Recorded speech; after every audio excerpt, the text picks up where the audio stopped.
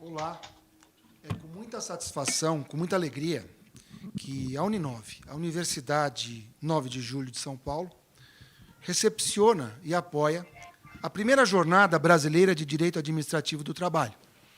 Como nós teremos os links permanentemente no YouTube, o dia de hoje é 3 de novembro de 2020, e exatamente às 17 horas damos início a essa importante jornada. Como eu disse, a primeira Jornada Brasileira de Direito Administrativo do Trabalho conta com o apoio do Instituto Brasileiro de Direito Administrativo do Trabalho, IBDAT, e da nossa Uninove, a Universidade 9 de Julho de São Paulo, aqui representada por mim, Augusto Rossini, que sou diretor dos cursos jurídicos, e também pelo diretor José Carlos Guilemblatt, que fazemos a recepção dessa fundamental jornada.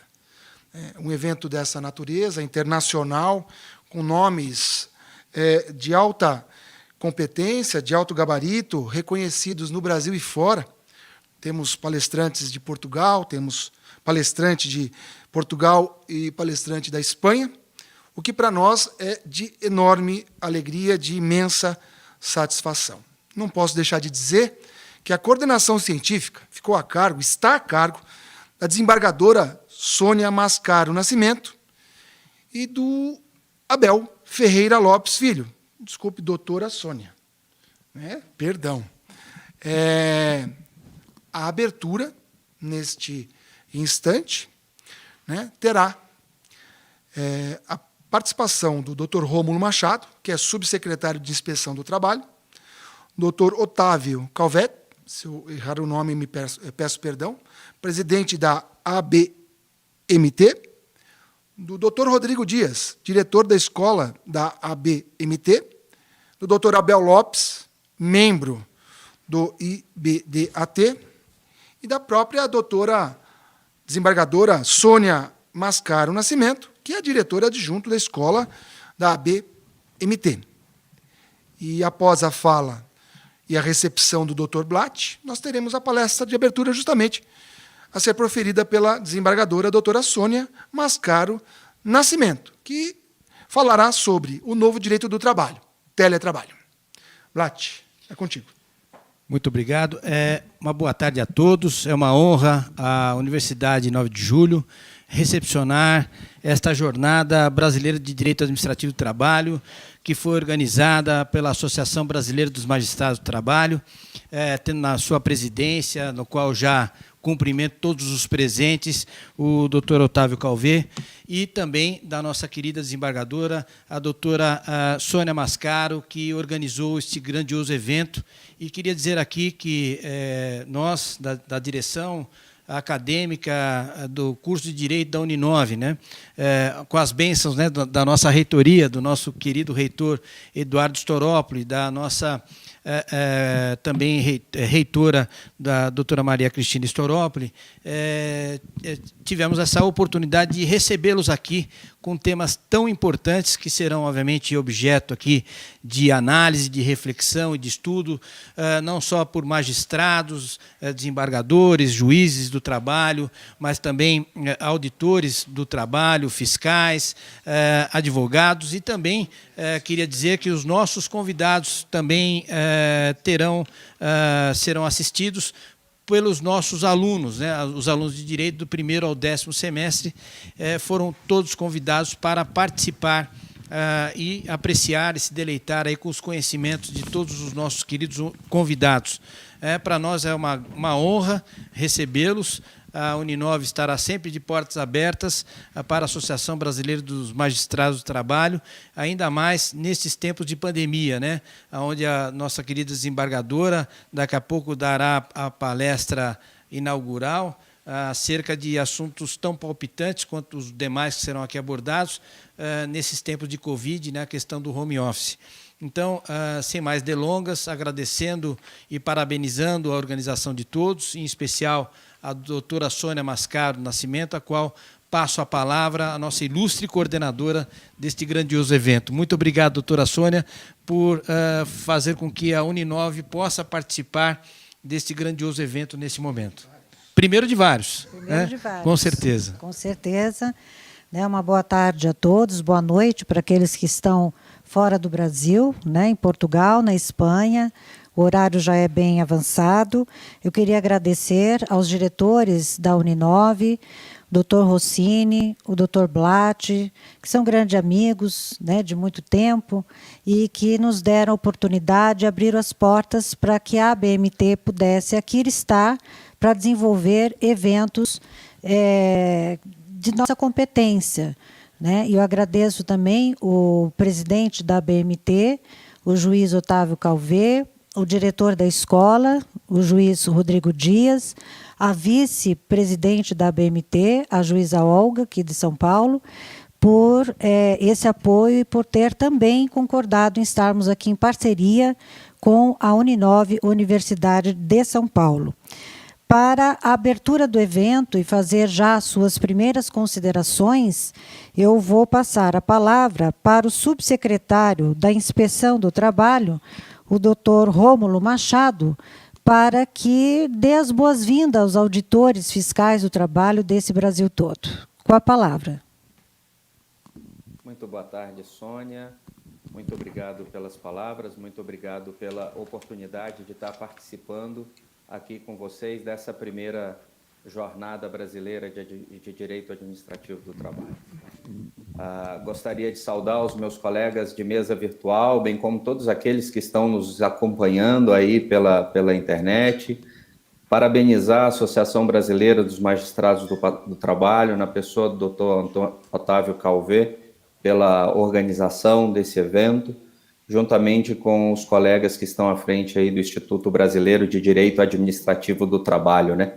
A sigla de vocês trava qualquer língua, é impressionante, IDBAT, mas vamos lá. Como dito pela doutora Sônia, eu sou Rômulo Machado, eu sou auditor fiscal do trabalho e atualmente estou aí há cerca de 4 meses à frente da Subsecretaria de Inspeção do Trabalho. Nesses minutos que me foram concedidos, né, para trazer um pouquinho de uma reflexão na abertura de uma jornada de excelência que eu tenho certeza que teremos, eu gostaria de falar um pouquinho sobre os enormes desafios que temos à frente da Subsecretaria de Inspeção do Trabalho. E é importante esse espaço, por isso o meu agradecimento inicial, pela possibilidade de trazer algumas reflexões para os diversos colegas auditores que nos acompanham, como a Abel, que está aqui, como o Luiz, que está na agenda aí do dia de hoje, e também para a sociedade organizada, para os diversos colegas magistrados que nos acompanham. Alguns dos desafios que se apresentam para nós no âmbito da Subsecretaria de Inspeção do Trabalho, eles vão ser objetos de reflexão ao longo dessa jornada. São as questões relacionadas à dupla visita, caracterização do vínculo de emprego, trabalho escravo urbano. Então, tem uma série de desafios que temos enquanto inspeção que serão objeto de discussão e reflexão ao longo dessa jornada. Dentro desses desafios, a oportunidade de estar fazendo reflexões em eventos dessa grandeza é importantíssima, é fundamental, para que possamos, juntos, encontrar caminhos, pavimentar estradas, para que a gente tenha efetivamente uma melhoria da atuação da inspeção do trabalho no Brasil.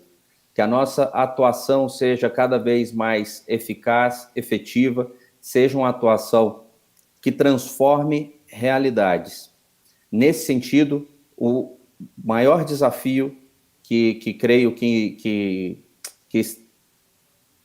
esteja diante de nós seja transformar e modernizar a inspeção do trabalho para que nós possamos ter uma atuação cada vez mais proativa e não apenas reativa. Que tenhamos a capacidade de desenvolver ações estratégicas com parcerias institucionais. Mas do que eu estou falando, né? Rômulo, o que você quer dizer quando você fala em proatividade, em atuação estratégica? E a reflexão que eu trago e que é a reflexão que nós apresentamos para todas as nossas regionais do país inteiro, nas diretrizes do planejamento, é uma reflexão no sentido de que tenhamos a capacidade de elaborar projetos especiais de fiscalização setorial, projetos especiais estruturados, que sejam projetos preventivos. Por que isso? Porque só no município de Varginha, para dar um exemplo, ali em Minas Gerais, nós temos 18 mil propriedades de café. Eu não conseguirei alcançar, enquanto Estado, enquanto fiscalização, essas 18 mil propriedades e as milhares de outras que temos no Brasil. Portanto, nós precisamos ter a capacidade de nos organizar enquanto Estado, de dialogar com as representações de trabalhadores e de empregadores, com a sociedade civil organizada e construir estratégias de intervenção efetivas, estratégias de intervenção que modifiquem realidades. É mais do que eu ir de propriedade em propriedade. É mais do que isso. E esse é um desafio que está aceito por nós e que nós, em parceria com as nossas regionais, vamos estar implementando a partir do nosso próximo ciclo de planejamento para a atuação da inspeção do trabalho. A elaboração em todas as regionais de projetos especiais, setoriais, com ações especiais preventivas, que previna efetivamente as irregularidades que são constatadas. Nesse sentido, temos um enorme desafio de reduzir a quantidade de acidentes de trabalho e doenças ocupacionais. Esse é um desafio e é um tema ultra prioritário na nossa agenda. Eu sou um auditor fiscal do trabalho que originalmente trabalhei aí ao longo da minha carreira enquanto auditor, primordialmente na área com questões de segurança e saúde no trabalho, e esse é um ponto sensível e importantíssimo a reflexão sobre isso. Precisamos construir uma estratégia nacional para a redução dos acidentes de trabalho. Anualmente, o país despende somente com gastos previdenciários, com benefícios previdenciários de natureza acidentária, cerca de 12 bilhões de reais. Então, o nosso desafio é enorme, porque na medida que nós conseguirmos a redução dos acidentes de trabalho, nós vamos reduzir o gasto público com esses benefícios. Isso reduz também o custo, que é o custo para as empresas, e sem dúvida alguma evita a perda de vidas ou a incapacidade dos nossos trabalhadores. Então, essa agenda de prevenção de acidentes de trabalho é uma agenda importantíssima, né? Um outro desafio que temos é a erradicação das piores formas de trabalho, nomeadamente trabalho escravo e trabalho infantil. E da mesma forma, esse é um trabalho que passa pela inspeção, mas não é apenas da inspeção. Esse é um compromisso que deve ser assumido por toda a sociedade brasileira e que, mais uma vez, é necessária a construção de ações estruturadas, robustas, é a inspeção do trabalho com os diversos outros atores, especialmente para a gente atuar de forma proativa e preventiva. Tenho certeza que, atuando dessa forma, com responsabilidade social, chegaremos e conseguiremos erradicar o trabalho escravo, o trabalho infantil do nosso país. Ainda na linha da modernização e dos nossos desafios, temos um desafio tremendo, e aí vocês todos são operadores do direito, né? Temos um desafio tremendo de mergulhar nos nossos marcos normativos. O mundo do trabalho, especialmente, tem uma coletânea de leis, decretos, portarias, instruções normativas que olha, é um tremendo desafio conseguir compreender todo esse arcabouço regulatório. Então, a Subsecretaria de Inspeção do Trabalho tem auxiliado, tem trabalhado junto com a Secretaria do Trabalho, num trabalho de consolidação, atualização e revisitação de todo esse arcabouço normativo trabalhista. Por isso, como vocês bem sabem, no último mês foi lançado o Descomplica Trabalhista, que foi lançado no evento no Palácio do Planalto, e agora no mês de novembro, ainda no mês de novembro, nós vamos ter aí um novo evento com a publicação de um enorme trabalho de consolidação. Todos aqueles 195 decretos esparsos que não estavam reunidos em um único documento estão sendo consolidados. E nós teremos aí cerca de 2 ou 3 decretos presidenciais sobre matéria trabalhista. Lógico, os decretos vão ser mais extensos do que os atuais? Sim, mas algo organizado e sistematizado. Nós também, ainda no mês de novembro, vamos estar lançando a consolidação das portarias relacionadas a matérias trabalhistas. Senhores, nosso levantamento, excluindo as NRs, indicavam 544 portarias. Impossível, né? Impossível ter conhecimento sobre tudo isso. Foram localizadas 101 instruções normativas. Então, portarias, nós vamos ficar com cerca de 6 ou 7 portarias e 2 ou 3 instruções normativas.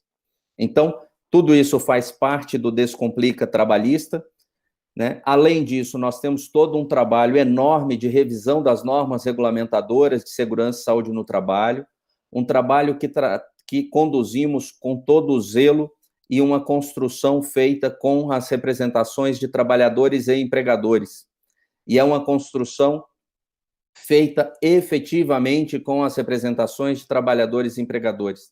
Tanto é que a maioria das normas tem sido aprovadas por consenso em um processo que tem uma diretriz muito clara, que é uma diretriz de simplificação, desburocratização e harmonização das nossas normas regulamentadoras, sem deixar jamais de lado a necessária segurança e saúde dos trabalhadores.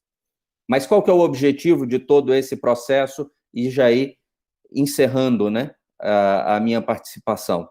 O objetivo desse processo é termos um sistema normativo íntegro, harmônico, moderno, que tenha conceitos claros, que traga segurança jurídica para as partes. E aí, quando eu falo em segurança jurídica, não é apenas pensando em empregadores, é segurança jurídica para todos, é segurança jurídica para o Estado brasileiro, para os trabalhadores e para os empregadores, que devem saber os seus direitos e as suas obrigações. Nosso objetivo, com todo esse trabalho do Descomplica Trabalhista e todas as demais ações, é favorecer geração de emprego e renda, é reduzir a quantidade de acidentes de trabalho e erradicar as piores formas de trabalho do nosso país. Muito obrigado. Muito bom. Obrigada, doutor Rômulo Machado. Foi muito esclarecedora todas as suas palavras. Eu sempre digo o seguinte, que a melhor forma de prevenção de conflitos e ações na Justiça do Trabalho é uma efetiva fiscalização do trabalho. Então, quando a fiscalização funciona bem, reduz muito o ingresso das ações judiciais. Então, eu quero parabenizar o Dr. Rômulo, Bruno Dalcomo, toda a equipe da Secretaria Nacional do Trabalho, pelo empenho em estar simplificando as normas trabalhistas e investindo numa auditoria efetiva perante as empresas. Já passo a palavra agora para abertura em nome da Associação Brasileira dos Magistrados do Trabalho, o juiz do trabalho do Rio de Janeiro, o doutor Otávio Calvé. Boa tarde a todos, tudo bem? Eu queria apenas saudar todos os presentes, agradecer a parceria feita pela Uninove, através do professor Rossini, do professor Blatt, agradecer também, na pessoa do Abel, a parceria com o Instituto Brasileiro de Direito Administrativo do Trabalho, que junto com a ABMT, especificamente com a nossa escola associativa, com direção da doutora Sônia e do colega Rodrigo Dias da Fonseca, conseguiram fazer esse evento de extrema qualidade, que eu preciso registrar é o evento inaugural da nossa escola, ou seja, é a nossa estreia nos congressos, nos seminários jurídicos, e eu fico, assim, como presidente, extremamente orgulhoso do trabalho feito pelos nossos diretores, e tenho certeza que vai ser o primeiro de vários eventos que vão ajudar a comunidade jurídica a ter uma nova visão, uma nova forma de reflexão, novas possibilidades de pensarmos o direito do trabalho como um todo. Fiquei muito feliz com a fala do Dr. Rômulo, agradeço imensamente a participação e vejo assim uma sinergia com o momento que a gente vive na Justiça do Trabalho, que inclusive levou à criação da ABMT, né? Uma nova associação de cunho nacional de magistrados trabalhistas, fundada há um pouco mais de um ano, que quer justamente esses mesmos ideais, ou seja, fazendo o nosso papel, sempre com isenção, sem nenhuma carga ideológica na atuação do magistrado. O que a gente pretende é ver um direito de trabalho que seja efetivo, que alcance a sua finalidade, que, ao fim e ao cabo, é a melhoria da condição de vida dos trabalhadores, que é o objetivo buscado por todos nós. Mas que isso seja feito também com uma nova forma de se ver toda essa complexidade do direito do trabalho, né? Porque nós precisamos, de fato, repensar muito dos dogmas que afirmamos até aqui, e vários deles a gente já tem a completa compreensão de que não funcionam mais. Então, a gente precisa dessa abertura para uma nova forma de se ver o problema do trabalho no Brasil, e eu fiquei muito feliz de ver a fala do subsecretário do Trabalho, da Inspeção do Trabalho, porque me parece é também o anseio da magistratura trabalhista e de toda a sociedade. Tá? E, saudando a todos, para finalizar, só queria registrar a presença da nossa vice-presidente, Olga, que está aqui nos bastidores nos acompanhando, não sei se está aparecendo também na tela principal, e o nosso diretor de comunicação, o Sebastião Tavares, que também nos acompanha aqui. E saudar a todos os demais presentes e desejar um excelente seminário, um excelente evento para todos nós. Muito obrigado a todos. Já passo a palavra imediatamente também para colocar a sua mensagem aqui, o diretor da escola da ABMT, o juiz do trabalho, Rodrigo Dias.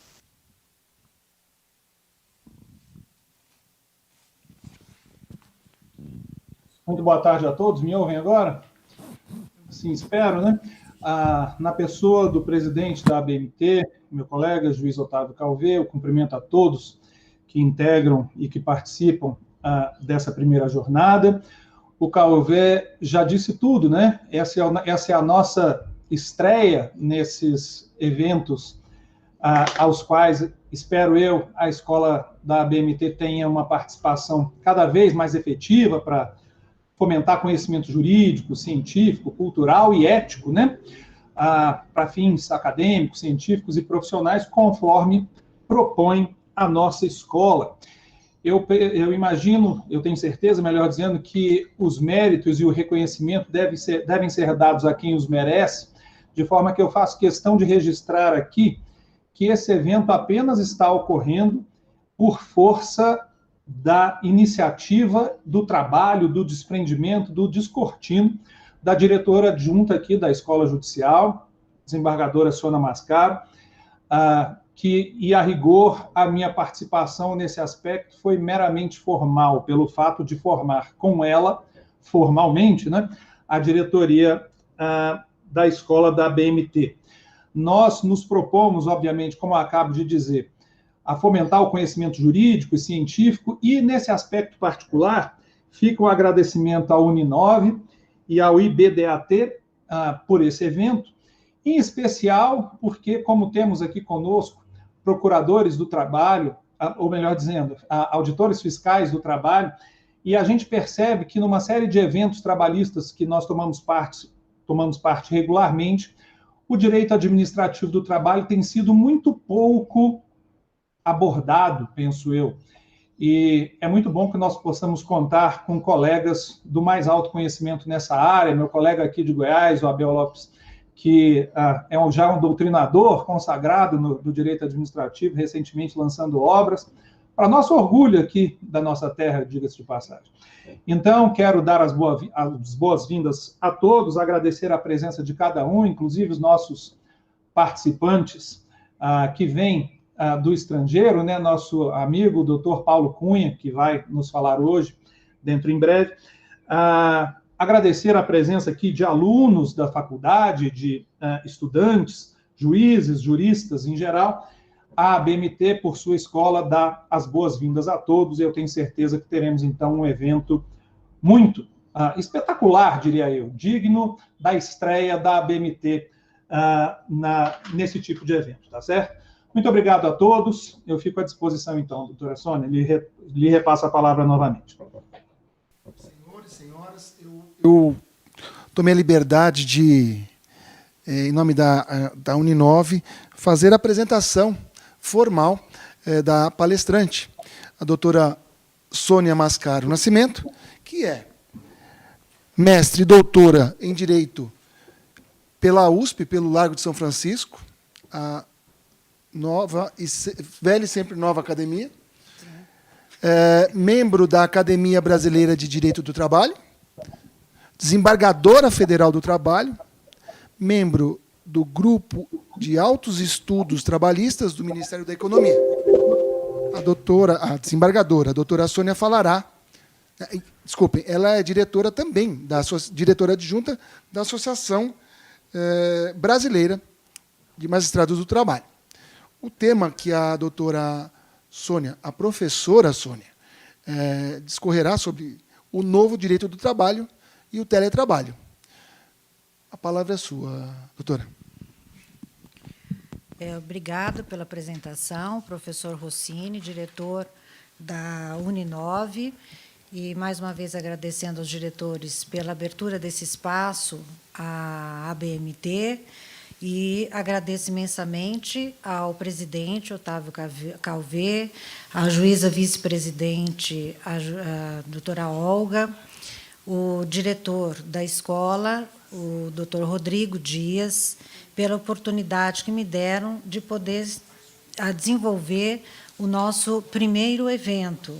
E eu acho que a nossa experiência está sendo muito importante, e vamos marcar aí a nossa entrada, a entrada da ABMT no mundo dos cursos e eventos jurídicos trabalhistas, sempre com muita qualidade. E eu já quis, logo de pronto, fazer essa palestra inicial, porque eu gostaria de tratar sobre um tema que, a meu ver, é recorrente na atualidade, que é o tema sobre home office ou teletrabalho. E eu gostaria de colocar aqui a minha visão pessoal, né? Não é a visão da ABMT, eu nem sei como eles estão pensando a respeito do assunto, mas é a minha visão pessoal. Pergunta ao TI se todos estão vendo os meus slides. Né? Muito obrigada. Então, o primeiro ponto que eu queria colocar aqui para vocês é a questão da realidade do home office, do teletrabalho. Aliás, não é uma realidade antiga, né? O teletrabalho já existia antes da pandemia, ele já era aplicado antes da pandemia, em muitas empresas. Eu mesmo, que vim da advocacia trabalhista, estive atuando como advogada por 33 anos, tive a oportunidade de implementar esse tipo de trabalho em diversas empresas, e foram sempre muito bem sucedidas e de muito agrado para todos, sem qualquer problema. Tanto é que nunca foi tão enfrentado o tema dentro da Justiça do Trabalho. Claro que, com a pandemia, o tema ganhou um destaque, né? Mas não em decorrência do sistema do trabalho, que é o home office, mas sim da própria pandemia, do próprio isolamento, com a obrigação que as pessoas tiveram de imediato, trabalhar em suas residências. É uma realidade. Isso é o que já dispunha a Carta Europeia para o teletrabalho. O teletrabalho é realidade, é um novo modo de organização e gestão do trabalho, fruto da evolução tecnológica, e tem o potencial de contribuir para a melhoria da qualidade de vida. Esses são os objetivos do teletrabalho. Dados estatísticos também feitos durante a pandemia, através da Fundação Dom Cabral, mostra um aspecto positivo do teletrabalho, né? O grau de produtividade aumenta, né?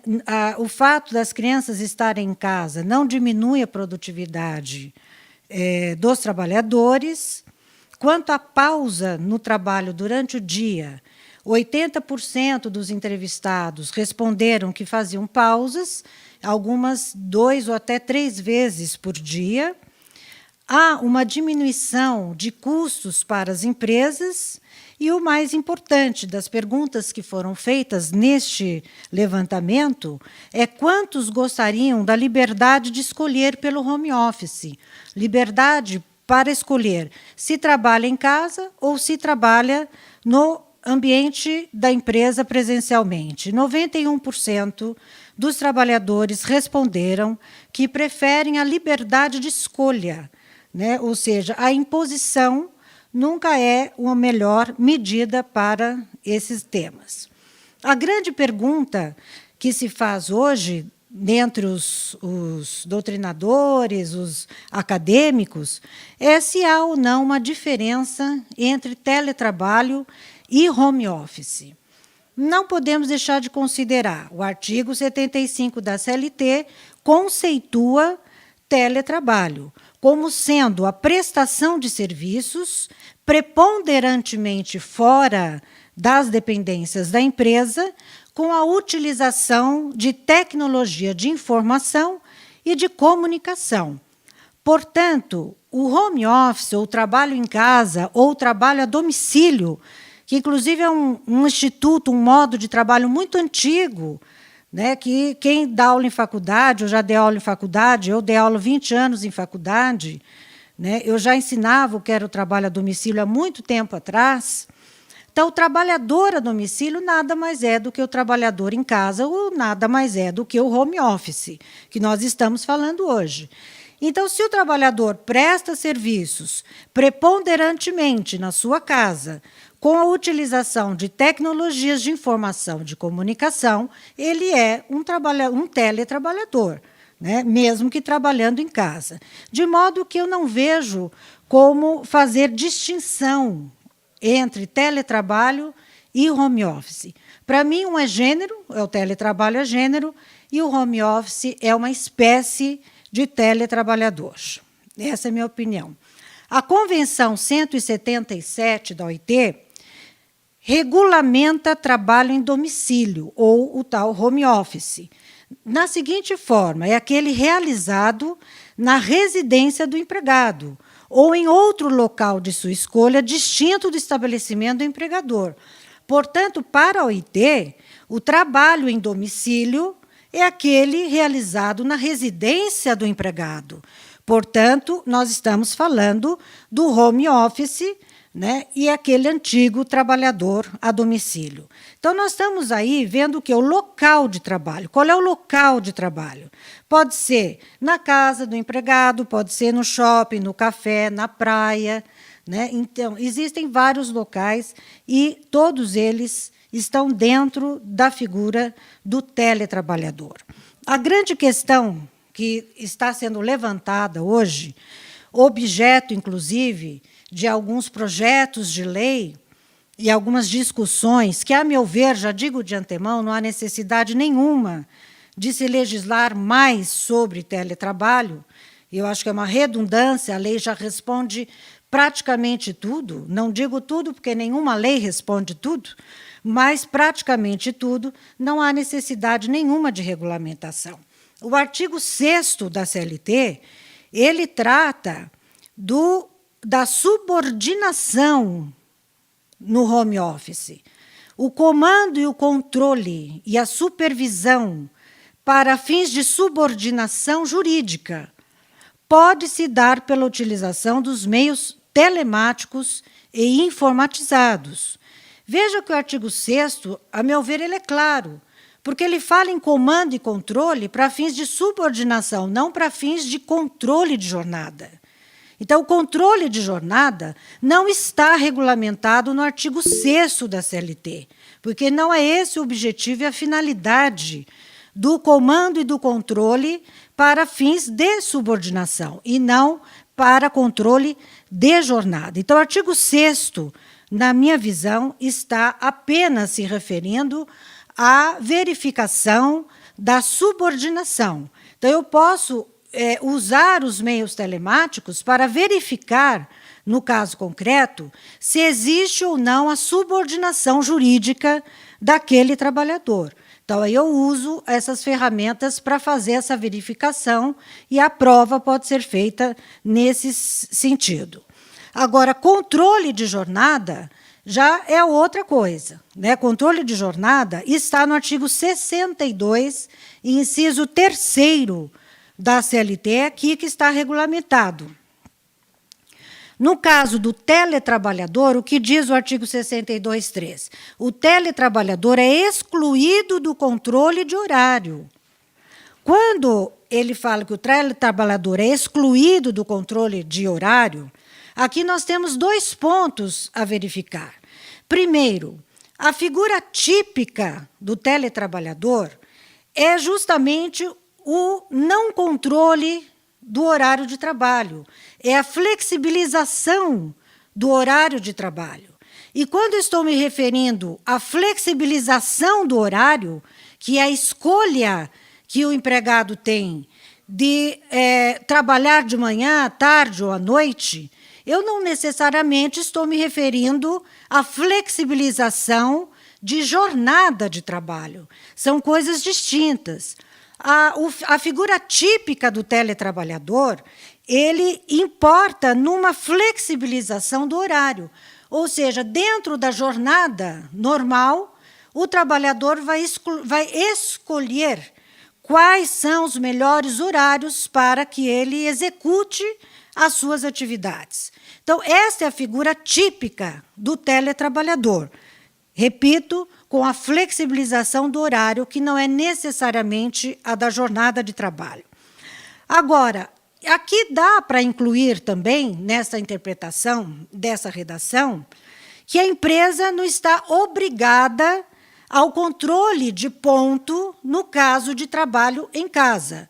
Então, ela não é obrigada a implementar. Se for bom para ela, ela pode fazer a implementação do controle de ponto. Mas, se não for bom, ela não precisa fazer, porque nós temos que distinguir aquilo que também é direito do empregador, ou seja, está dentro do poder de direção, de organização da empresa, que está no artigo 2º da CLT. Nós não podemos desconsiderar a existência desse artigo, de modo que a empresa é quem vai organizar a forma de implementação do teletrabalho. Se vai ser com controle de horário, se vai ser sem controle de horário, se vai ser com horário flexível, não. Então, está dentro da organização e direção da empresa decidir o que é isso, e não cabe a ninguém intervir nessas questões que são direitos da organização empresarial. Então, com relação ao controle de jornada, que é um ponto assim bastante discutido, que fala, precisa de lei para regular isso. Para mim, não precisa de lei, não, já está aqui na lei, a lei já regula isso. Não há necessidade de lei nenhuma. Uma coisa é falar, precisa de lei. Outra coisa é dizer, eu não gostei dessa lei e quero mudá-la. Então, claro que aqueles que não gostam da lei podem fazer outras propostas para mudar o que está na lei. Mas que está regulamentado, a meu ver, está regulamentado, né? Horário flexível. Nós temos um caso que já é de conhecimento de muitos, né? O caso da PepsiCo, onde o trabalhador pode escolher o local de trabalho e a maneira mais conveniente de cumprir a sua jornada de trabalho, desde que ele execute essas atividades entre 5 da manhã e 10 da noite, por causa do adicional noturno. Então, entre 5 da manhã e 22 horas, os trabalhadores podem escolher em que horário eles querem trabalhar, aonde eles querem trabalhar, se eles estão na praia, vão para a praia, Se eles estão em casa, ficam em casa. Isso chama-se horário flexível, tá? É o chamado horário flexível. Ele tem a jornada dele. A jornada dele continua sendo aquela. São 8 horas, são 8 horas. Mas ele tem a flexibilização de melhor adequar esse tempo que ele tem para gastar pelo trabalho. Eu trouxe aqui também uma ementa, que é minha, né, porque é o meu modo de pensar, sobre trabalho externo, que está excluído do teletrabalho, de acordo com o artigo 75 da CLT, ele é excluído, que eu não entendo por que ele é excluído, mas ele foi excluído do teletrabalho. Nessa decisão, eu já coloco aqui, o uso de tablet ou qualquer outro tipo de ferramentas tecnológicas, né, até com GPS, não caracteriza um meio de controle de jornada. Pode caracterizar uma forma de verificar a subordinação jurídica, se é empregado ou não é empregado, quando a questão é de vínculo de emprego. Aí nós vamos fazer essa verificação. Mas, com relação ao controle de jornada, efetivamente, isso não se aplica.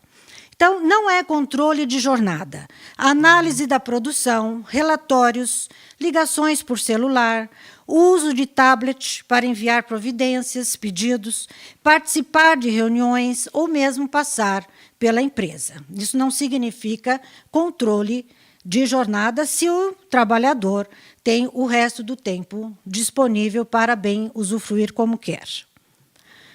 Com relação à infraestrutura, a infraestrutura é outro ponto complicado aqui, não digo nem complicado, não acho nada complicado, mas é um ponto debatido, que também muitos querem regulamentar a questão da infraestrutura para o teletrabalho.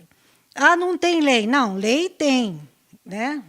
Pode ser, não sei como pensam que gostariam que fosse, mas a lei tem. O artigo 75D é muito claro em dizer que a responsabilidade pelos equipamentos e pela infraestrutura necessária será prevista por acordo escrito. Portanto, a regulamentação existe, né? Ou seja, a responsabilidade de quem vai arcar com as ferramentas e os equipamentos e infraestrutura depende de acordo individual. Agora, se isso é justo, se não é, se eu sou da linha protecionista ou não, aí é outra história, mas existe lei que regulamenta isso. Mas é só por acordo individual? Não. Por acordo coletivo. Nós não podemos esquecer que o artigo 611-A da CLT dispõe expressamente a validade dos sindicatos, sindicato-empresa, via acordo e convenção coletiva, regulamentarem a questão do teletrabalho. Porque o teletrabalho faz parte da disposição expressa dos temas que podem ser objeto de norma coletiva.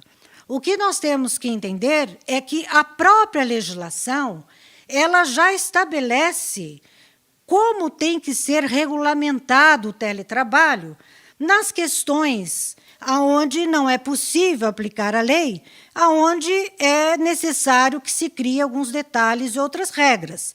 É por norma coletiva, né? Não é pela lei. Claro que o Congresso pode legislar, mas a própria CLT, aqui artigo 611-A, atribuiu aos sindicatos uma nova função, que é a função normativa econômica. Até então, os nossos sindicatos eles estavam acostumados com um único tipo de função, que é a função reivindicatória, a função política. O artigo 611-A atribuiu aos sindicatos nova função, que é a função de regulamentar, por isso negociado sobre o legislado, né, uma função normativa. Portanto, a função normativa não necessariamente significa quem ganha mais, mas significa também equacionar os pontos de conflito. Então, é importante frisarmos que a lei do contrato individual existe a possibilidade dos contratos coletivos para a regulamentação do tema teletrabalho, e muitos sindicatos já vêm fazendo essa regulamentação. Eu mesma tive acesso a vários acordos coletivos, e o acordo coletivo é sempre melhor, porque ele analisa mais de perto a necessidade daquele setor e daquela empresa. Em algumas empresas é possível não ter um controle de jornada, em outra empresa é importante ter controle de jornada. Eu mesma já ouvi em palestras empresas falarem, olha, para mim é melhor o controle de jornada, e outras, não, para mim não é. Então, isso vai depender muito do setor. E, nesse sentido, os sindicatos já estão atuando. Nós já temos diversas normas coletivas do setor bancário, né, acordos coletivos com os bancos todos, Bradesco, Itaú e outros, e também no setor da indústria, principalmente no setor químico, já tem também norma coletiva já assinada. E tem muitas outras normas coletivas em andamento em outros setores, como no caso do setor de comércio, de modo que os sindicatos estão atuando nesse aspecto, e aqui, positivamente, e regulando melhor ou detalhando melhor a questão da infraestrutura no home office ou no trabalho a domicílio. Mas também é possível a regulamentação, e é válida, nos regulamentos de empresa. Então, não podemos deixar de considerar que as empresas podem e devem fazer os seus regulamentos com um projeto de teletrabalho ou de trabalho a domicílio, que isso também deve ser levado em consideração, porque é válido o regulamento de empresa nesse aspecto. Agora, o mais importante aqui é ressaltar também, né, por causa do medo do que a empresa tem medo de dar as coisas, porque eu vou dar e vira tudo salário, e sobre o salário um monte de coisa, e aumenta os meus custos, né? Nesse caso de equipamentos e infraestrutura, a natureza não é salarial, e isso está previsto na CLT, também o artigo 75D, de modo que não há perigo nenhum para as empresas arcarem com esta responsabilidade de fornecer as ferramentas de trabalho adequadas para o trabalhador em home office. Com relação à saúde do trabalhador, eu estou apenas aqui colocando o que há de principal no tema, né? Com relação à saúde do trabalhador, também o artigo 75 da CLT regulamenta, né? E está claro aqui, se ela é boa ou ruim, a regulamentação não vem ao caso. Mas ela regulamenta, né? Compete ao empregador instruir os empregados quanto às precauções a serem tomadas para evitar doenças e acidentes do trabalho. Então, o que é importante a empresa fazer? A empresa tem que instruir de modo exaustivo, expresso, e recomendarmos sempre que as empresas façam sem limites essa instrução. Não basta só mandar lá uma cartilhazinha informando que as pessoas às vezes não leem, às vezes é importante fazer de forma mais didática, fazer também treinamentos. Eu acho que treinamento é uma coisa muito importante, para que os empregados possam executar nas suas próprias residências, porque também dispõe a lei que compete ao empregado assinar um termo de responsabilidade, de que ele vai cumprir com as instruções que o empregador está passando. Até mesmo porque uma fiscalização dentro de casa é a mesma coisa que fiscalizar um trabalho doméstico, ela é mais complicada. Muitas vezes, essas auditorias são feitas de modo indireto, com a verificação apenas e somente da documentação. Que documentação? O empregador instruiu? Cadê a documentação? Quais foram as instruções? O empregado assinou o termo de responsabilidade? Então, a verificação dos documentos, sim, é o papel dos auditores fiscais do trabalho. No mais, para entrar na residência do trabalhador, é necessário que esse trabalhador consinta, né, com a entrada, ou então se busque aí uma medida judicial para poder entrar coercitivamente. No mais, a inspeção é realmente indireta e não tem como ser de outro modo, a exemplo do que acontece no trabalho doméstico, né? Agora, muitos vêm com um monte de questão. Fala, mas, Sônia, tem muita coisa que não está no artigo 75, não está no artigo 6º e não está no artigo 62. Bom, mas estão nos demais artigos da CLT, porque o fato de existir o artigo 75 e o 6º não significa exclusão dos demais dispositivos dentro da CLT. Então, quando fala como é que fica a equiparação salarial? Bom, a equiparação salarial, nós temos o artigo 461 da CLT. Então, nós vamos enquadrar ali no 461. Se estiverem preenchidos os requisitos ali, sim, existe equiparação salarial, se não, não. Levante em consideração, claro e óbvio, né, que a casa do trabalhador, em regra geral, né, a casa do trabalhador é uma extensão do local presencial. Então, se aquele home office está sendo executado no local onde está a empresa, obviamente que nós vamos fazer uma extensão e fica muito mais fácil esta análise de equiparação salarial.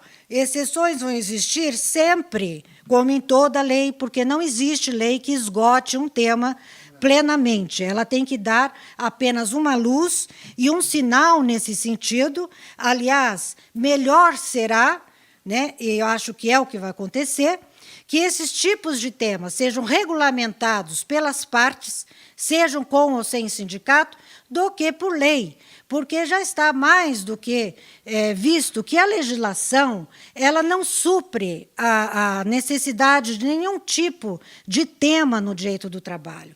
Nós estamos numa evolução muito constante, as tecnologias, desde 1970, estão aí para poder mostrar, passo a passo, que elas vieram para ficar e que estão crescendo cada vez mais, e nós precisamos de uma normativa mais ágil, né, mais rápida, e que atendam à sazonalidade nessas prestações de serviço, o que a lei não é eficaz para esta questão. De modo que eu acredito que as normas coletivas elas têm uma eficiência mais adequada e mesmo o acordo individual para regular esse tipo de questão, né? Então, com relação à saúde, ainda a Convenção 177, eu estou encerrando, porque o meu tempo era só de 30 minutos, a Convenção 177 da OIT também regulamenta sobre a saúde do trabalhador em home office ou trabalho a domicílio, como se queira dizer. A legislação nacional em matéria de segurança e saúde do trabalho aplica-se ao trabalho em domicílio, segundo a Convenção 177. Portanto, a legislação nacional a respeito de segurança e saúde no trabalho aplica-se ao trabalho em domicílio, considerando as características próprias deste trabalho. Obviamente que, para se caracterizar um acidente de trabalho, nós temos que verificar o ambiente de trabalho. Há uma série de há todo um contexto a ser analisado, e os requisitos para se verificar se houve ou não um acidente de trabalho também já existe na legislação. Na meu ver, não há necessidade alguma de se legislar a respeito desse tema, porque nós já temos uma legislação vasta de saúde e segurança do trabalho, inclusive de responsabilidade ou não da empresa. Nós temos que verificar o dano, nós temos que verificar o nexo causal, nós temos que verificar a culpa. Muitos esquecem que a culpa é requisito constitucional para verificação do acidente do trabalho, porque está na Constituição Federal, salvo nas hipóteses que a lei exclui ou nas atividades de risco, aonde tem que se verificar caso concreto. Mas, no mais, nós temos que verificar se a empresa foi ou não culpada. Não basta só o nexo causal. A culpa também é requisito obrigatório para a verificação da existência do acidente de trabalho típico ou da doença profissional. E aí alguns perguntam, mas como é que fica se a pessoa está, durante a sua jornada de trabalho, dentro de casa, e escorrega e quebra o braço? Né? Esse é um acidente de trabalho possível de responsabilizar a empresa? Eu digo, se não houve culpa da empresa, não há responsabilidade nenhuma dela, seja dentro de casa ou seja na própria empresa. Como outro dia eu peguei um caso onde o empregado estava subindo uma escada, escorregou e se machucou. Aí, simplesmente, tem corrimão? Está tudo certo na escada? Tá. Então, não tem por que responsabilizar a empresa, porque ela não agiu com culpa, a menos que a empresa tivesse que contratar um outro empregado para ensinar como subir uma escada. De modo que nós temos que tomar cuidado com esses detalhes. A mesma coisa em casa. Eu estou lá trabalhando, resolvo ir à cozinha pegar um copo d'água, meu filho pequeno deixou uma casca de banana no chão, eu, sem querer, pisei, escorreguei, quebrei o braço. Que culpa a empresa tem com relação a isso? Nenhuma, nenhuma. Então, nós temos que levar em consideração que são critérios que têm que ser avaliados, seja em home office ou seja no trabalho presencial. Tanto faz um quanto o outro. E quanto à doença profissional, as questões ergométricas, a empresa deve instruir com bastante rigor esses trabalhadores e eles têm que assinar o termo de responsabilidade. Essa é a nossa legislação em vigor. E nós temos regras, sim, sobre o tema, não há necessidade de legislação mais para regulamentar isso, a não ser a norma coletiva que poderá fazer adaptações de acordo com o setor, de acordo com a empresa e o tipo de trabalho que se desenvolve ali. Então, eu acho que esses eram os temas mais importantes. Com relação ao aprendiz também, tem uma portaria aqui importante, aonde atribui à empresa a responsabilidade de assegurar os equipamentos e a infraestrutura quanto ao aprendiz a respeito desse assunto. E aí eu encerro aqui a minha participação nesse nosso primeiro evento, deixando essas provocações aqui a respeito do home office e do teletrabalho. Obrigada. Muito bem, doutora Sônia Massaro.